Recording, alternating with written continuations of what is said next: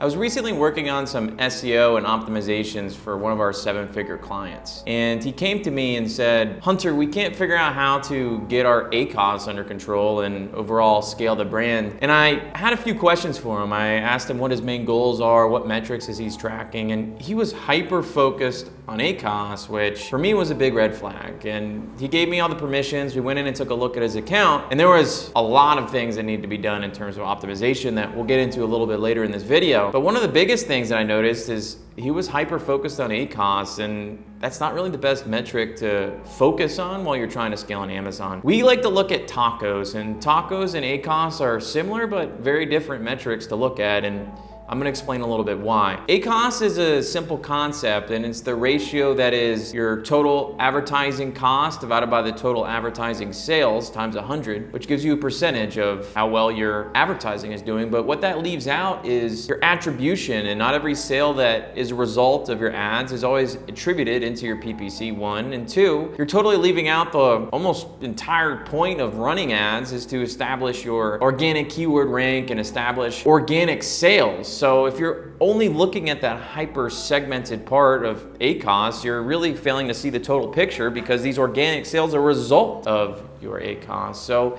this client was actually so fixated on his ACOS that was actually limiting him. When we went into his account, we actually increased his ACOS by 1%, and his TACOS went down by 4%. So we added almost $30,000 in monthly sales and added $7,000 to his bottom line without changing the price of his product, simply by changing the metrics that he was tracking and understanding which ways to scale into Amazon. And that's why TACOS is so important. TACOS is your overall ad spend divided by total sales times 100. So that gives us a much more accurate representation because it's your organic sales and it's also your ad sales, right? So the whole point of running these ads is to gain organic rank, because a lot of times these ads aren't even profitable. Now, that being said, sometimes it is profitable, but in general, ACOS is not where you're making all of your money. You're making your money by establishing organic rank and ranking these keywords in order to generate sales organically, so you're not dependent on ad sales. So on top of the ACOS-TACOS differences, there's also a few fundamental reasons that I also don't hone in on ACOS. Look at branded search, for instance. These typically have a very low ACOS, but at the end of the day, they're not driving organic rank and really ranking your product in order to generate more organic sales. So yeah, your ACOS might be 15%, but at the end of the day, these aren't actually generating you more money, and arguably they're not the best campaigns to run. We still like to keep a nice ratio between 20 and 80% of branded and non-branded search words. It's still imperative to know that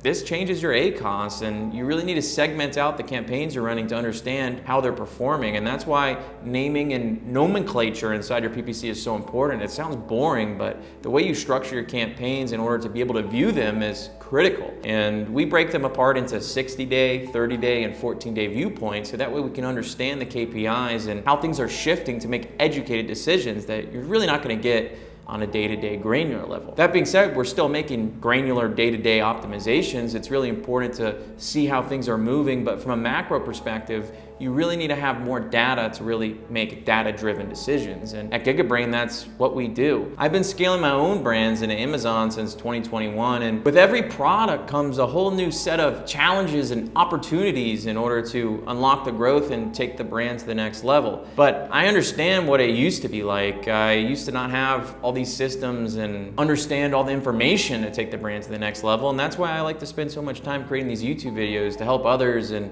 help them move through the process. If you're stuck and you would like someone else or a second set of eyes to take a look at your brand and give you an actionable step-by-step game plan to scale you to the next level, you can book a 30-minute meeting with me in the description below, and we'll do exactly that. I'll give you a step-by-step playbook of exactly what I would do in order to take your brand to the next level. And if you're already running ads, we'll take a look at what you could change in order to optimize your campaigns and make sure you're not burning thousands of dollars on ad spend. Moving into other campaigns that are almost identical in the fact that your ACOS are gonna be low, but your overall organic ranking is not gonna make a large impact by running defense campaigns and putting them inside inside of your Amazon listings. Let me put an example on the screen here so you can see the different types. We have sponsored products and we also have sponsored display. And these are also going to have very low ACOS, but they're not going to be benefiting you in terms of long-term organic rank climbing and being able to really establish yourself inside the algorithm so you don't have to continue to spend money on campaigns. Now, these campaigns do have their purpose, but if we're simply staring and hyper-focusing on ACOS, this is going to skew our results and this could prevent us from really scaling, because you need to be focused on the right KPIs in order to scale to the next level, or you're going to create yourself an artificial barrier where, hey,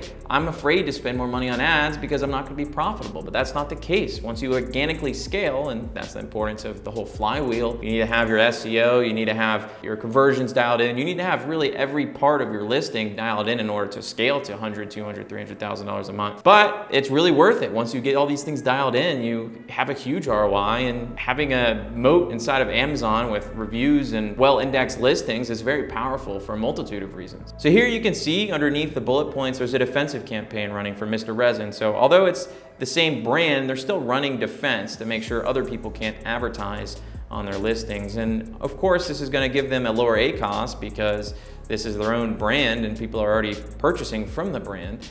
But at the end of the day, it's not really driving you growth. And something like this, if you look at the KPIs, is going to give you a better ACOS, but it's not always going to give you a better TACOS. And it's important to understand that. And if you look below that, you can see products related to this items, and they're running more defensive campaigns. And in my opinion, you should be running defensive campaigns because you're at least making your competitors spend more money in order to compete with you. And you're also saving and retaining those clients that you spent all this time trying to capture. So there is an importance for these campaigns, but it's important to segment them out and understand their impact overall into your overall strategy. We also have review or purchase remarketing, where these typically have low ACOS, but they almost have little or no effect on the organic rank. So it's important to understand, again, what's the difference between your ACOS and your TACOS, because these have fundamental differences in the finances and longevity of how you do in terms of profitably scaling. But wait, there's more. You also have audience targeting as lookalike or behavior or interests. Using these type of campaigns can attract an audience to our listings or even to our store, but the system doesn't directly associate them with keywords. So basically, there's no organic influence. So now we know which campaigns lead to a lower ACOS, but what about ones that lead to a higher ACOS that are actually beneficial? And there's a lot of campaigns that we could run that have high ACOS, but we're gonna help you gain organic rank faster and overall give you a better TACOS. I'm gonna put some keywords on the screen. Can you guess which ones are gonna have a higher ACOS and which ones are gonna have a lower ACOS? The difference between these keywords and exact is the latter ones are long tail keywords, which typically have a lower ACOS, but they don't always help the organic rank as much.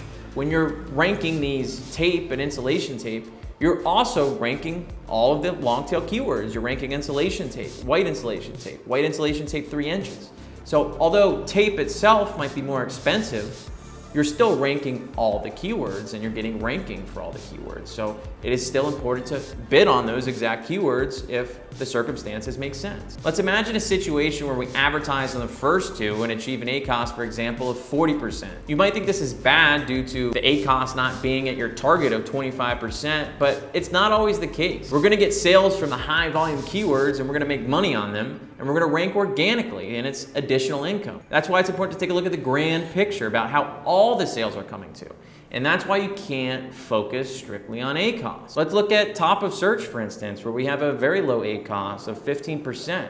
And this is because we're appearing at the bottom of the page and not the entire search, which is going to result in a lower ACOS. Now, this is the case for all the different types of ad campaigns, from main keywords to exact match types to sponsored brand headline ads, even to less relevant keywords like synonyms. They're going to typically have higher ACOS because they have a lower conversion rate. But we have the opportunity to generate sales from additional keywords, improve organic positions, and overall earn more money. Sometimes it's crucial to run brand awareness campaigns in order to get the brand in front of customers, which is going to result in a higher ACOS and immediately might not seem like the best ROI, but over the course of time and people start purchasing the brand and becoming repeat customers, the LTV goes up and it's an investment. Let's take a look at the 7 Figures brand campaigns, and I'm gonna walk through step by step what we changed in order to yield such a strong result. First thing we did was pretty simple. There was a lot of profitable ad campaigns that simply did not have the budget to spend more money. On top of that, we increased the placement bids where